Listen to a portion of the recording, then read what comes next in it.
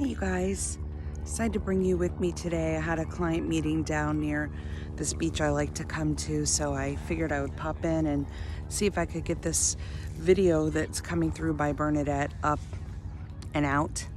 I'm down at one of my favorite beaches, hopefully early enough where this is typically where lots of families come and it gets pretty loud and rambunctious because there's so much driftwood to climb and play on. It's really a fun beach to bring your little ones to. I'll give you a quick peek. Right now it's still pretty quiet, so hopefully I can get this up and out before it gets too buzzing.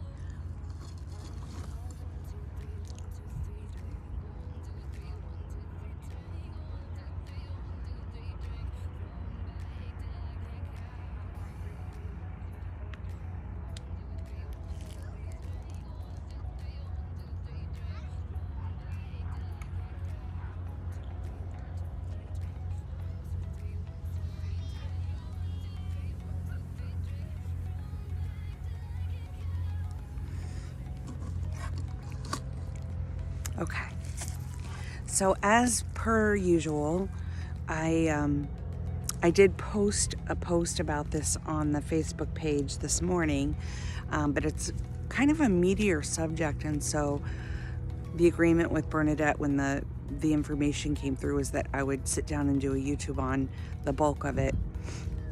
I also feel like verbiage is a little bit more received than written form, so this will reach the wider audience of the Nurture Your Soul community as well, since we have a lot of folks that aren't on Facebook.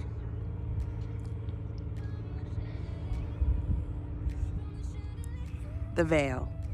Understanding the veil. That's really the topic of discussion here.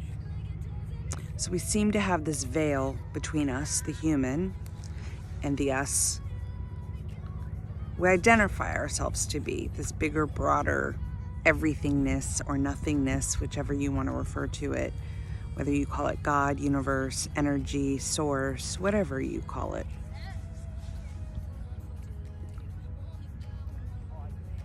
What creates that veil? Why is it necessary? Why is it even here? Why must I come into this experience and forget who I am? All of those bigger questions we seem to ask when we start down this spiritual unraveling.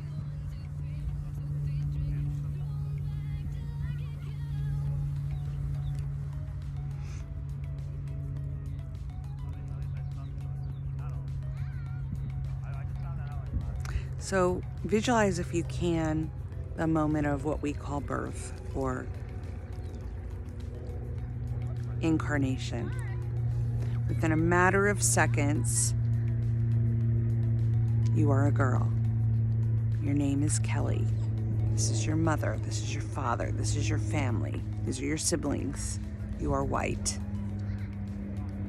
You live in the United States. Within seconds, this beautiful white canvas, this beautiful blank slate is born, and within seconds, paint is splattered all over that.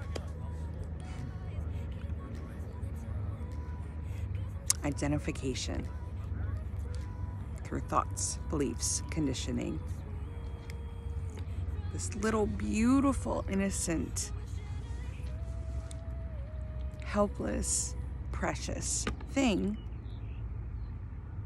little cherub, if you will, immediately adopts all of these virtual perceptions that are made about it. Now, it's one of the reasons I love babies so much. I mean, they're darling for so many reasons, but when I look into their eyes, I'm aware and able to communicate with them that they're still very much conversing with the other side. They haven't adopted any beliefs or conceptions yet because they haven't formulated this thing called language, which requires symbols to even utilize it.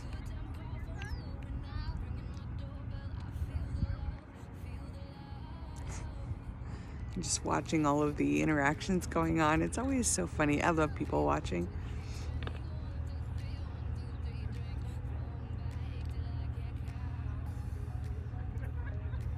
Now fast forward to about the age of about 8 months, 9 months, 10 months, 11 months, wherever the baby begins to develop what we call language, which is just symbols clanging upon each other to grunt.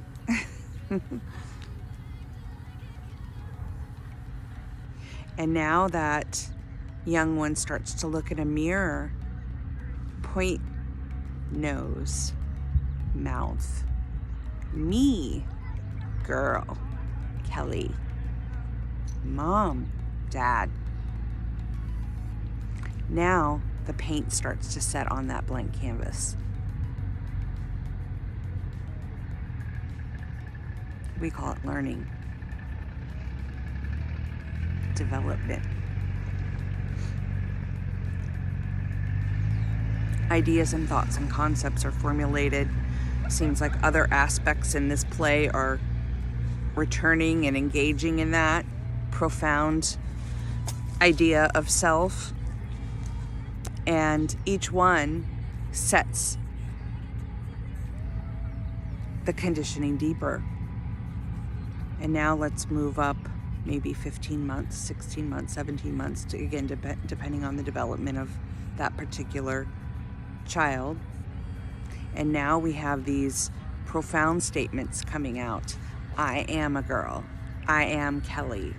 I am born into this family. This is my mother. This is my father. These are my siblings. So now not only do we have splatters of paint, but we have intentional words behind it. I am. The most profound statement you can say in this apparent realm. So now not only do you have splatters of paint all over your white canvas, but you've got almost like a polyurethane sprayed on top of it, which is just sealing in that deal. I am this. I know it to be true.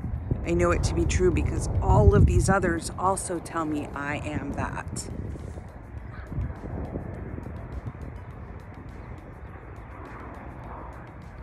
And there's moments throughout the experience where even as a young child, there's something within us that goes, am I?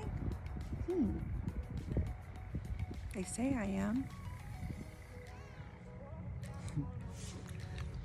For me, it started quite young.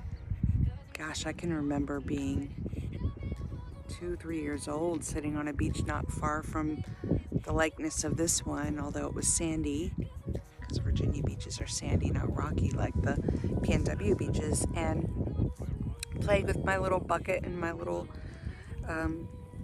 shovel and looking at the grains of sand and pouring them and thinking, how do I know I'm not one of these grains? Picking up the shell, how do I know? I think we all can point to those experiences. Usually there's something in nature. I find that to be true.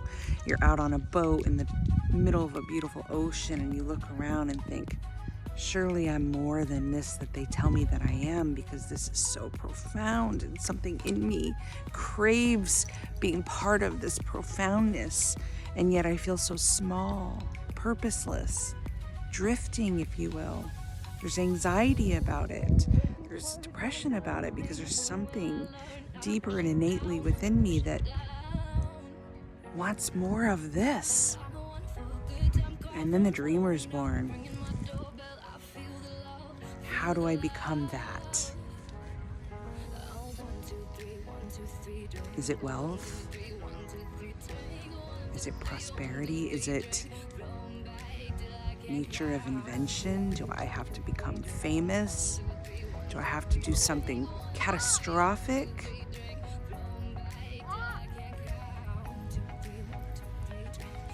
Do I have to break away from all of this that they say I am to know all that I truly feel myself to be?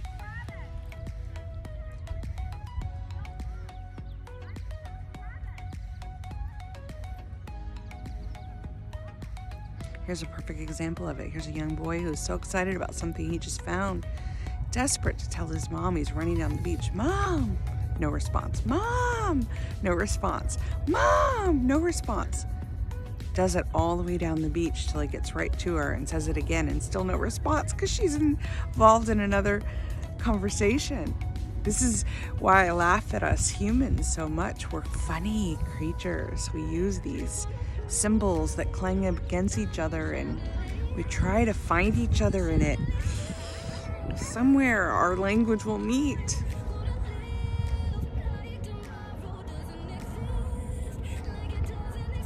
Finding more of that language meeting telepathically is far more effective than this thing we use here.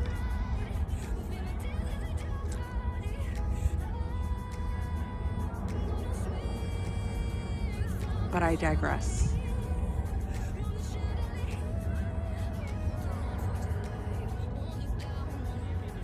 The I am statements seal the deal.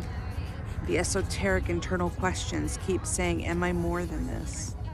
Look around in this expression of life that's so boundless. How could I be such a little thing? How could I be just this?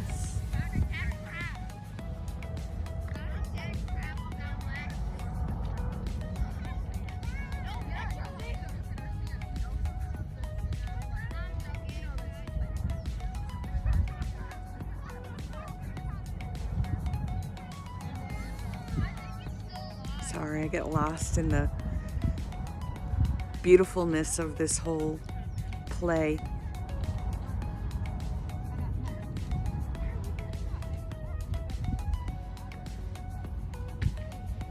So what does this all mean? Awesome. I'm labeled. Cool. I've identified with all those labels. Super duper. I sealed the deal with my polyurethane and I am statements. Neat. Now what, Kelly? Now what, Bernadette?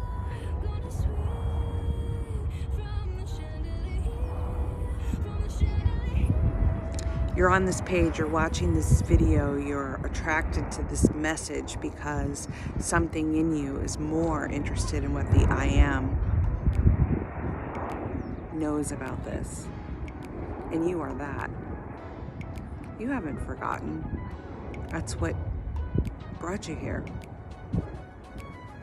You haven't forgotten. That's what makes you uneasy in this meat suit. You haven't forgotten. That's what makes you ask the question, what's my purpose? Those esoteric questions that begin the unraveling are in fact doing themselves. They are, oh, here we go again.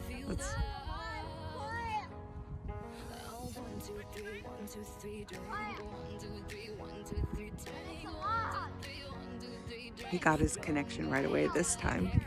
Bless his heart. Next time I'm just going to answer him when he calls for mom. See what he says.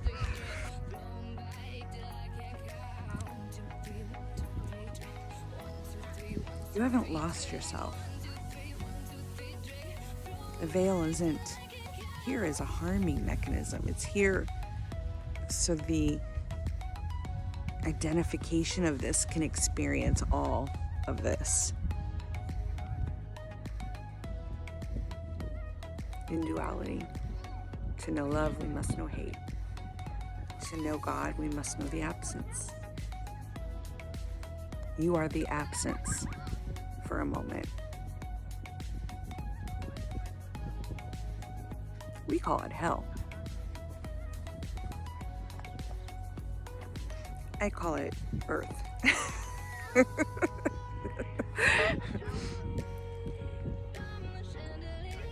And I no longer see it as a hell. I did for 38 years. Now I see it as a playground of experiencing. And it's joyous when you no longer identify that you are the character. And yes, you will slip back in and out of the character. It's part of the joy. Forgetting who you are and remembering again, and forgetting and remembering and forgetting and remembering and forgetting and remembering, and it goes on and on and on. Those of you who have come to me as a client or even a friend will hear me refer to this as Mario Kart. New day, new screen, new barrels, new monkeys, new bananas. Screen changes, you seem to die. New screen.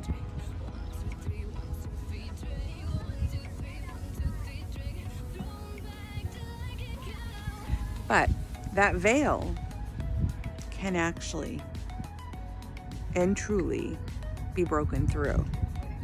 And it's not going to be the way that you're intended to hear me say it's going to be.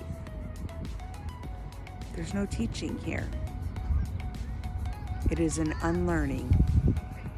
It is an undiscovery. It is a chipping away at everything you've ever believed yourself to be. Until there's nothing left here in this dualistic component that you can say is true. And nobody can rush there. You can have a knowing of it. You can listen to these words and go, yes, that resonates for me. I feel that. Something in me feels that's truer than true. It's like reading a book and identifying with it and saying, I can accept that. But it doesn't mean that you can experientially know it. There's definitely a difference. And there's a lot of people in the spiritual community who understand that, but they rush right to the teaching stage without experientially reaching that place yet. And that's okay too. Life will bring them right back to this until it's experientially known.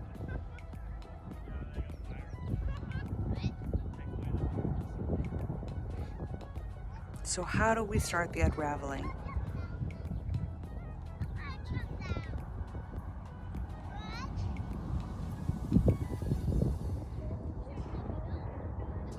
When the inquiring mind is focused on the I am,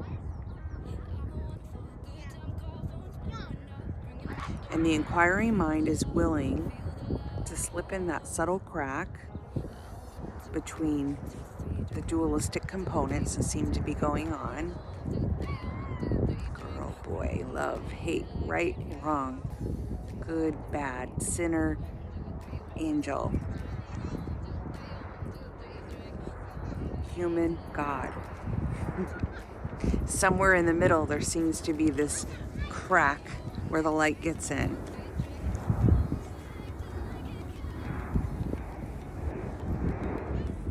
For me right now, it seems to be the Council of Light through Bernadette, which is beautiful.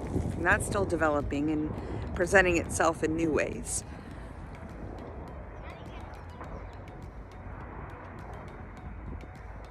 But as that gets in, more and more of the I am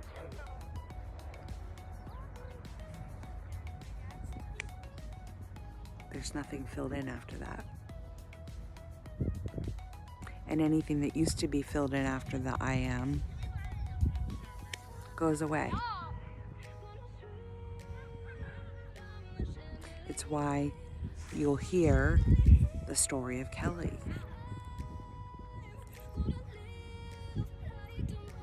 There's no identification that is absolutely true or absolutely sure. I am Kelly. I am a girl. I am in this physical body. I am born to this parent. I am part of this demographic. I am separate from God. I am the one experiencing all of this. I can't find any of that anymore. Unless I'm in the story. If I'm in the story, if I've gotten pulled into the play or the dream and I'm in the dream working on the dream, absolutely, I can lose myself in the part just like anyone else. But when there's a willingness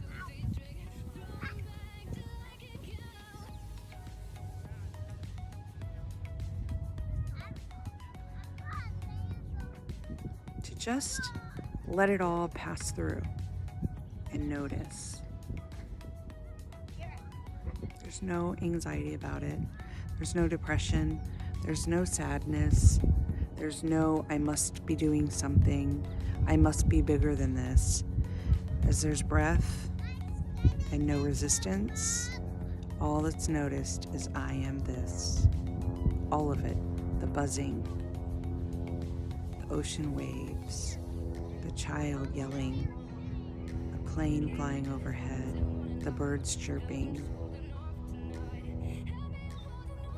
the breeze blowing on the skin. Close your eyes with me for a minute. Let your body drop to the sounds. Don't be annoyed by any of it. Just let it all float about.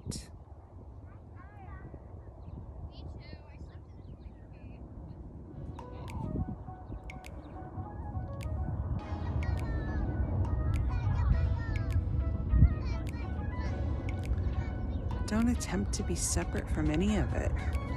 That's what meditation is. It's just settling into this moment and saying what he said. Settling into this moment and just letting do itself.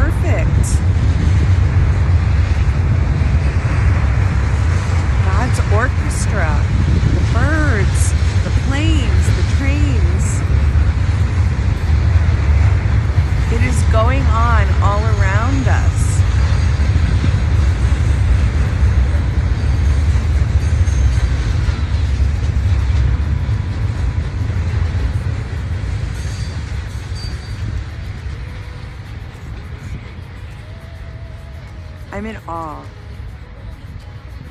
It's all miraculous, you guys. It's this woven tapestry of all of these seeming events. For one, that may have been really frustrating. I'm trying to make a video here. For me, I just think it's hysterical. How could it be any different? I asked God, what do you want to speak about? My orchestra.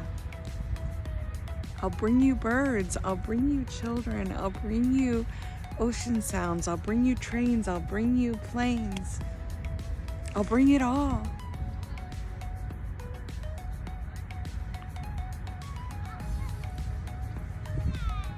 It's gorgeous when none of it rubs you anymore. Presence, absence, noise, silence. Now we've got, what do you call a bunch of birds? A cackle? You guys will have to message me. I'm not sure. I think it's a cackle. What do you call a group of birds? Is it a cackle? A group of birds. Is it a cackle? Oh, okay. Really? Yeah, because there's a whole mix of them and they all just seem to converge. And I'm like, what do you call that? Murder for crow. That's kind of scary, huh? That poor crow gets a bad name. So they just told me a group of crows is called a murder. So there's a whole group of birds over here and it's a mix. It's crows, it's seagulls, it's all kinds of birds, and someone just threw bread and they're just over there having a ball. So I was trying to figure out what you call them. This is the life of Kelly, you guys. This is what it looks like. Call me the crazy bird lady. Call me the crazy nature lady. Call me the crazy lady that just talks to anybody. It's all part of this orchestra of life. It's beautiful when there's no denying any of it. You cross paths with people who just have the biggest smiles. They want to give you the biggest hugs.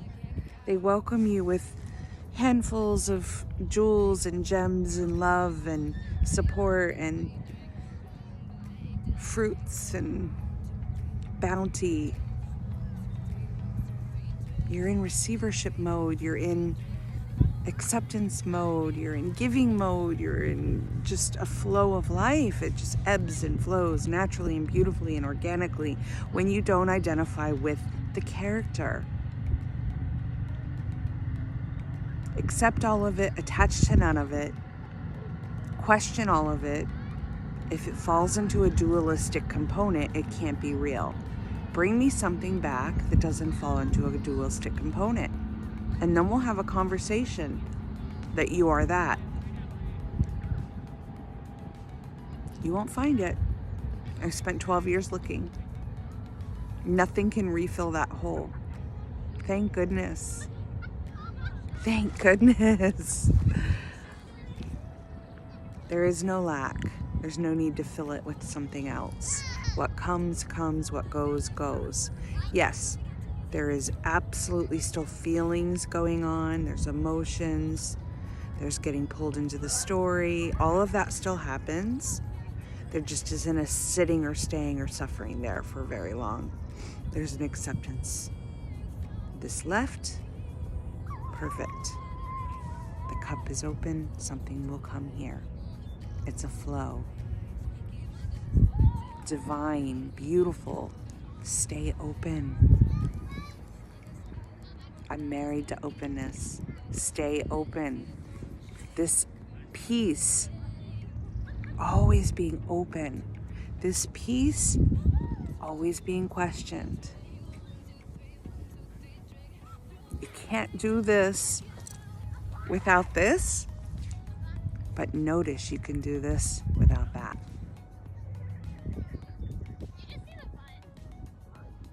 Did I just reverse that? I might have. You get what I was saying. I crack myself up. The veil. It's not your truth. You're the blank canvas.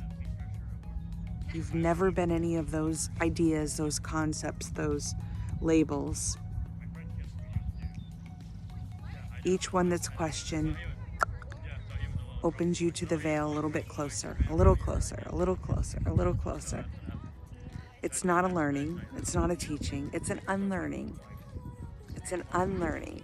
It's a chipping away at every little fragment of paint that's been splattered on this canvas that tells you you are separate from all of this. There's many ways to get there. Many techniques, many tools, many tips. There's not one. Every religion points to it in some way. Their fingers pointing to moon. Every esoteric question. The beautiful thing, though, is to notice that God brings us exactly what is needed in this moment. There he is again. God brings us the teaching Because when the student is ready, the teacher appears. And the teaching may be a dirty toilet that needs to be scrubbed. But if there's no denying that dirty toilet that needs to be scrubbed, as you're scrubbing it and it's getting cleaner and cleaner, you may see God's eyes staring back at you in that beautiful mirror image. And each chips away this confused understanding of who you think you are. I love you guys. I hope this helps. Bernadette's bringing all kinds of really cool stuff forward. I'll continue to share as it comes through. Until next time, much love.